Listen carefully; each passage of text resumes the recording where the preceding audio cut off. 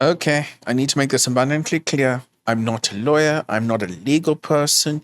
Do your own research on this. Don't dox people. And let's not assume the worst. Okay, but now that I've gotten the T and C's out of the way, one of the latest things is been moving the age verification bills from a state thing to a federal. And basically, a new thing has been put in, or a bill proposed, is to require operating system providers to verify the age of any user of an operating system and for other purposes.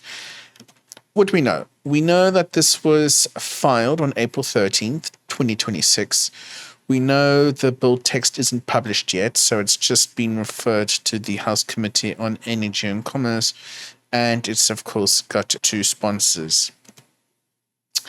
And why is this different than before? Before, it was a state-by-state thing, so different laws and different states, and basically distros could block specific regions. Compliance could be scoped to just one jurisdiction, and if it goes federal, it would be nationwide. It would be across all of the US. You couldn't do region blocking. It would have to be country blocking. They targeting OS providers, not just apps. And yes, it would be a lot more interesting. What is the unknowns? The unknowns, of course, is what is an OS provider? Is it the big commercial Linux vendors? Is it folks like Ubuntu and SUSE and Red Hat? But what about the BSDs? What about the hobby OSs? What about the operating systems that run on advanced calculators? And there's operating systems out there that don't even have support for accounts. Even if they wanted to comply, it's a little bit difficult. You have to think of things like embedded firmware in factories, MS-DOS, Dr. DOS, FreeDOS, other interesting operating systems. And what are types of verification? Government ID uploads, biometric checks. We don't know what type of ID it would be. Would it override laws in local states as well? Or would it just stack on top of it? And the EFF on California, they've raised concerns in the past when it comes to age verification. And just so you know that their concerns were not talking about this HR 8250. They were just talking just generally. I'm all for the different proposals by the individual states. I just want to make that clear. And of course, folks are talking about their sensitive data on machines that could be queried by any apps.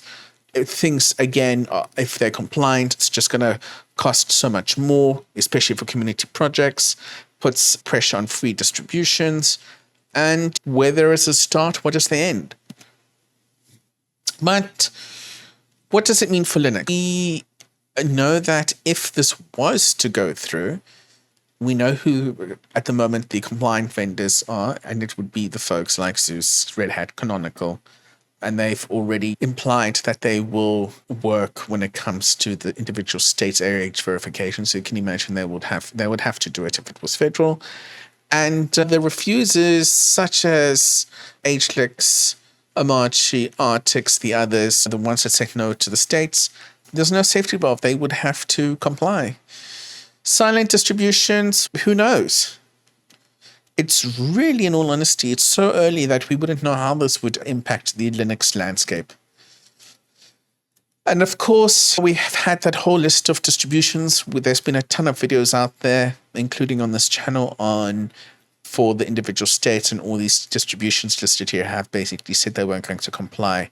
But again, that was for state level, not federal. So yeah, I guess it's time for us. Watch the space. Let's see what's going to happen. And it's going to be very interesting. But yeah, state laws gave distros that way out. And that way out doesn't exist if something is federal. So who knows what's going to happen?